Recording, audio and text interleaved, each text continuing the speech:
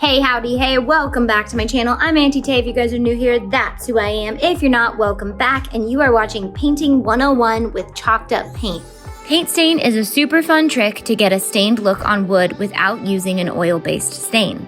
This allows you to stencil right away once it's dry, and you can also make so many fun colors with the amount of chalked paint colors we offer. To create your paint stain, fill a jar up with a little bit of water. You don't need too much because the stain goes really far. Drop a few drops of chalked up paint into the water and mix it together. Start with one layer at a time and let the color build on top of itself. Here's what one coat looks like. Now let's do another coat. Paint stain can be a super fun base to any project. You can stencil on top of it, use a decal, use some vinyl, but all you need to do now is just to get craft day.